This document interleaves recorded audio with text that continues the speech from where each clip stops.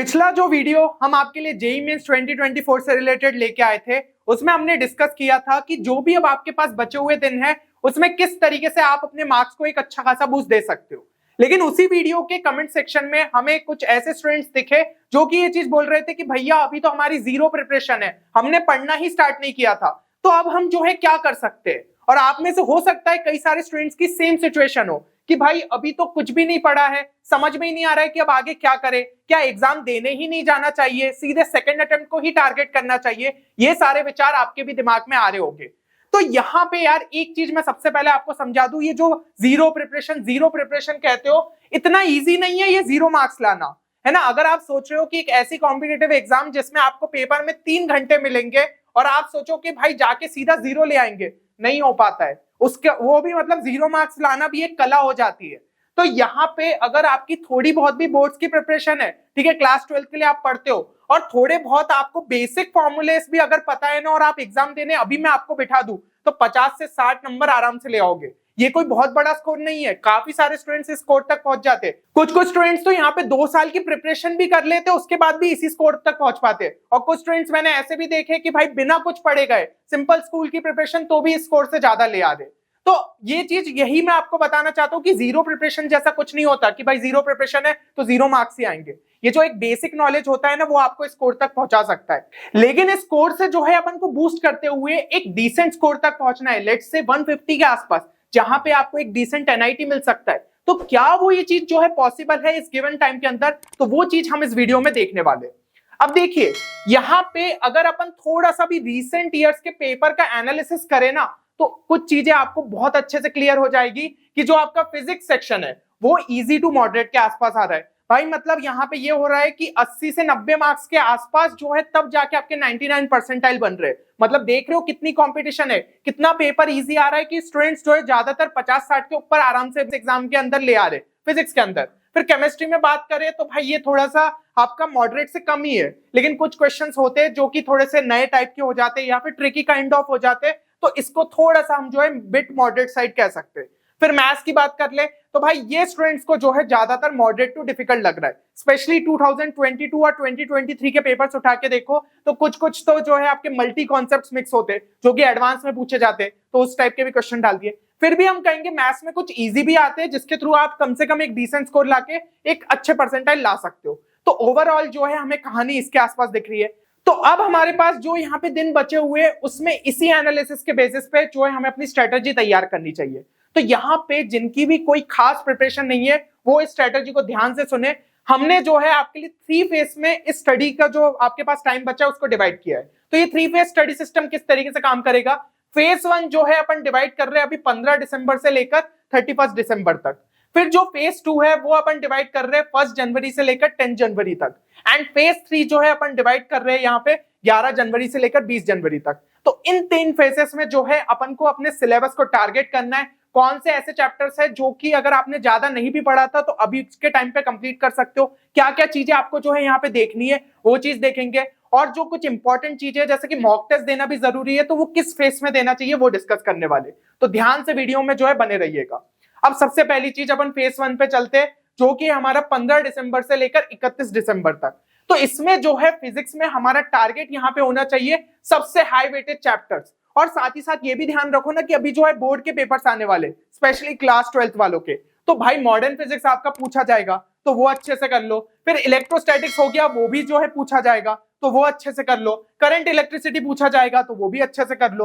तो board level पे तैयारी करते हो, अब उसको थोड़ा सा मेंस लेवल पे ले जाना है। और इन तीनों का वेटेज बहुत अच्छा खासा रहता है। मॉडर्न फिजिक्स से आपके भाई 3 से 4 क्वेश्चन आते, करंट इलेक्ट्रिसिटी के 2 क्वेश्चन बनते ही बनते, इलेक्ट्रोस्टैटिक्स और कैपेसिटर मिला के 2 क्वेश्चन बन जाते। तो एक अच्छा खासा वेटेज तो यहीं से तैयार कर लेते हो। तो यहाँ पे 10 दिन का जो है टारगेट लेते हुए चलना है कि इन 3 सेक्शन को अपन को किसी भी हाल में जो है कंप्लीट करना है। अब जो है इसके अलावा आपके पास जो यहाँ पे फेज 1 के अंदर 5 दिन बचे, उसमें अपन ये भी टारगेट लेते हुए चलेंगे कि भाई जो हमारा ग्रेविटेशन है, क्योंकि वो क्या है ना इलेक्ट्रोस्टैटिक्स जैसा ही चैप्टर है, यहाँ पे फॉर्मूलेस लगभग सिमिलर दिखेंगे, तो उसको भी जो है अपन यहाँ पे टारगेट कर लेते। फिर यूनिट्स एंड डायमेंशन, कितना बेसिक चैप्टर है भाई, मुश्किल से आप 3-4 घंटे दोगे पूरा जो है चैप्टर अच्छे से खत्म कर लोगे, क्वेश्चंस भी सॉल्व कर लोगे।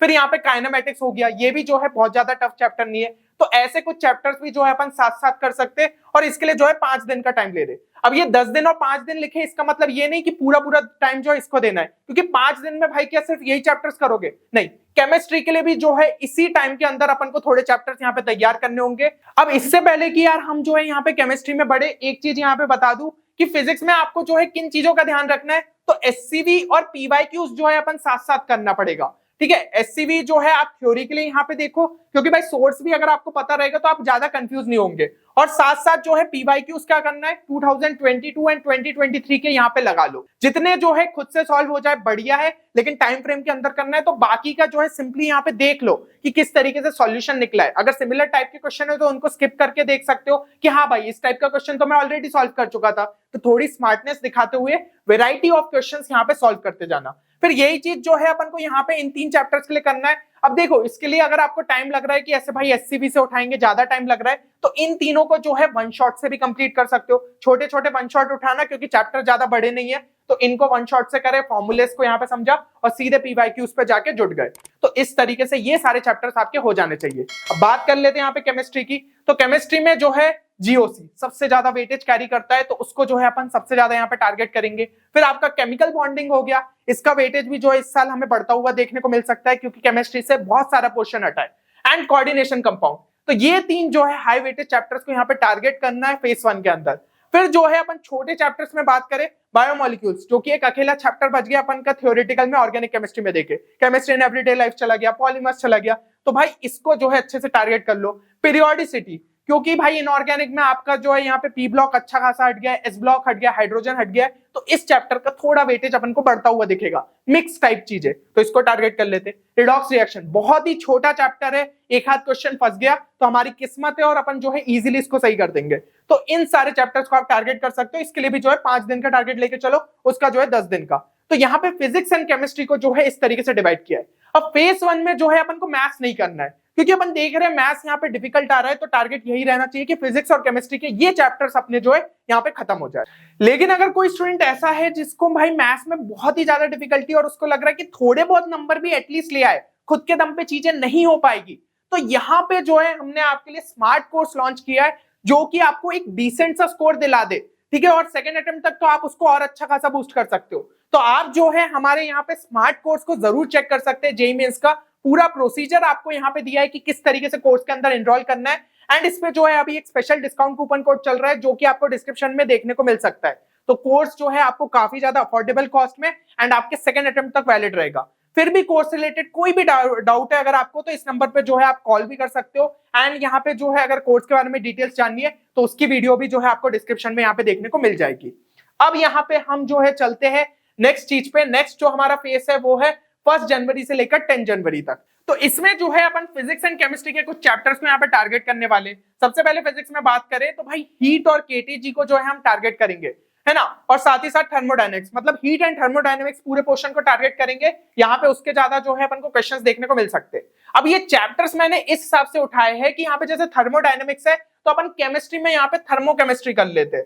ठीक है, सिमिलर काइंड ऑफ क्वेश्चन है, काफी सारी चीजें जो है ओवरलैप कर रही होगी, तो पढ़ते पढ़ते में दोनों चीजें अपनी कंप्लीट हो जाएगी। ऐसे ही एटॉमिक स्ट्रक्चर उठाया है, मॉडर्न फिजिक्स ऑलरेडी करते हुए आ रहे थे, तो बहुत सारी चीजें तो भाई सिमिलर देखने को मिलेगी। थोड़ा सा बस जो वो क्वांटम वाला आपका आखिरी में आता है वो थोड़ा डिफरेंट पोर्शन हो जाता है, क्वांटम नंबर्स, तो उनको छोड़ के बाकी चीजें सिमिलर देखने को मिलेगी, तो अपना जो है इस तरीके से कंप्लीट हो जाएगा। और फिर फिजिक्स में एक सेमीकंडक्टर है, जो कि एक बहुत छोटा चैप्टर है, और यहाँ पे एक क्वेश्चन तो पक्का, शायद 2 भी पूछ लिया जाए, क्योंकि कम्युनिकेशन सिस्टम हट गया, तो इसको और अच्छे से कर लेते।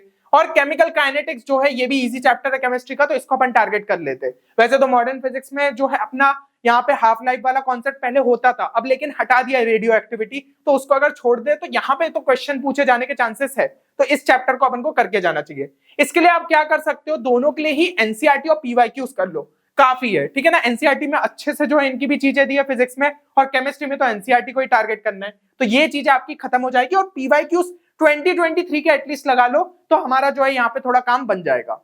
अब देखिए यहाँ पे अपन फिजिक्स एंड केमिस्ट्री के कम ही चीजें ले रहे हैं, जैसे पीवाईक्यूज भी कम कर दिए, तो यहाँ पे अब थोड़ा जो है मैथ्स पे फोकस शिफ्ट करेंगे, है ना। मैथ्स के भी कुछ ऐसे चैप्टर्स टारगेट कर लेते हैं जो कि काफी हाई वेटेज है और यहाँ पे नंबर मिलने के चांसेस है, क्योंकि भाई पूरा सेक्शन अगर आप अभी सोचो कि मैथ्स चालू करो तो नंबर नहीं निकलेंगे। तो कुछ स्पेसिफिक चैप्टर्स को यहाँ पे टारगेट कर लो भाई, जैसे कि वेक्टर्स एंड 3D हो गया, सीक्वेंस एंड सीरीज हो गया, बायनोमियल थ्योरम हो गया। ये ऐसे चैप्टर्स है जो कि बाकी चैप्टर्स के थोड़े इंडिपेंडेंट हो जाते हैं, तो यहाँ पे नंबर निकालना आसान रहेगा। इसके लिए जो है आप क्या कर सकते हो, यहाँ पे जो है आप इनके इंपॉर्टेंट फॉर्मूलेस देख लो, क्योंकि देखो भाई थ्योरी बहुत ज्यादा मैथ्स में ऐसे नहीं रहती है। इंपॉर्टेंट फॉर्मूलेस देख लिए, थोड़े सॉल्व्ड एग्जांपल्स देख लिए, प्लस यहाँ पे जो है कम से कम पीवाईक्यूज थोड़े से आप लगा के चले जाओ 2023 के एटलीस्ट, तो इससे जो है हमारा यहाँ पे काम हो जाएगा, ठीक है ना। इंपॉर्टेंट आपने जो है फॉर्मूलेस देख लिया, यहाँ पे सॉल्व्ड एग्जांपल्स से समझ लिया किस तरीके से एप्लीकेशन है 2023 के पीवाईक्यूज, तो इन चैप्टर्स को जो है मेजरली आप यहाँ पे टारगेट करो। और इसके अलावा जो है कुछ इजी से चैप्टर्स आप यहाँ पे टारगेट कर सकते हो 11 जनवरी से लेकर 20 जनवरी यानी कि थर्ड फेज के अंदर।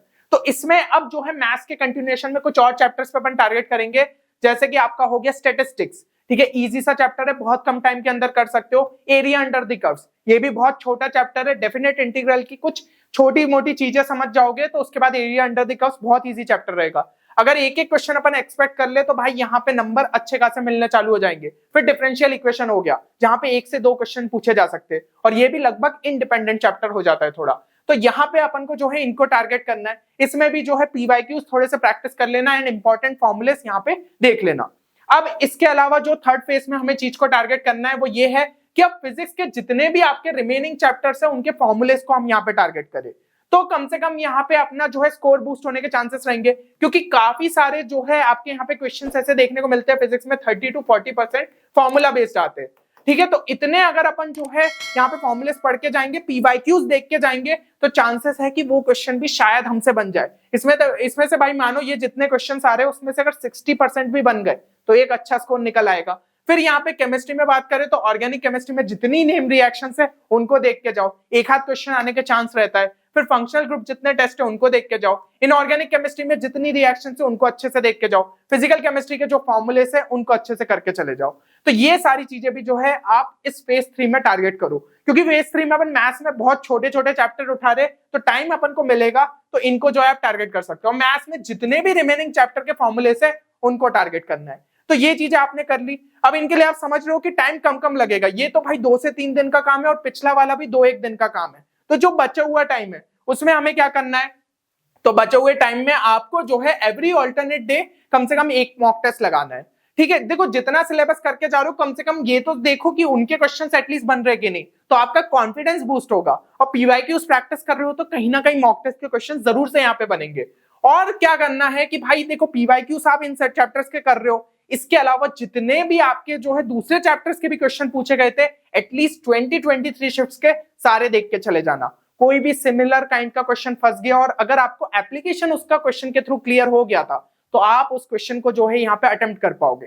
तो ये सारी चीजें जो है आपको यहाँ पे टारगेट करना चाहिए। अब यहाँ पे फिर भी इतना सब करके आपके दिमाग में शायद सवाल आए कि भैया अगर इसके बाद भी जो है एक अच्छा रिजल्ट नहीं निकला तो यहाँ पे देखो यार अपन एक सिनेरियो लेके चलते हैं, ठीक है। आपने जो है लास्ट के रिमेनिंग डेज में अच्छा खासा वर्क किया, ठीक है, जैसा मैंने आपको बताया उस हिसाब से आपने जो है चीजों को यहाँ पे प्रिपेयर किया, और फिर आप अपना जेईई मेंस का अटेम्प्ट 1 देने गए।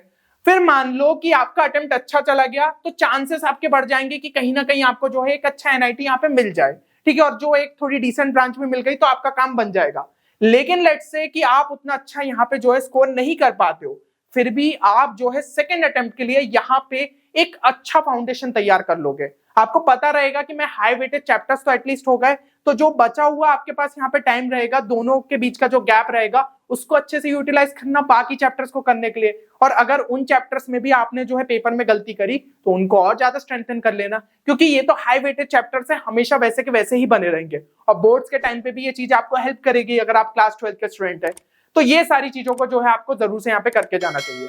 तो मेरे हिसाब से सारी चीजें आपको यहाँ पे क्लियर हो गई होगी। एक बार कमेंट सेक्शन में जरूर लिखिएगा अगर आप इस चैलेंज को जो है एक्सेप्ट करते हैं। मानता हूं कि ये चैलेंज थोड़ा सा मुश्किल है, लेकिन यार अभी जो है अगर आप स्ट्रगल कर रहे थे तो कहीं ना कहीं जो है एक अच्छे फेस में यहाँ से पहुंच सकते हो।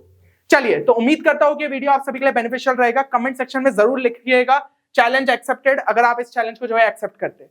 मिलते हैं अगले वीडियो में, तब तक के लिए take care and good bye.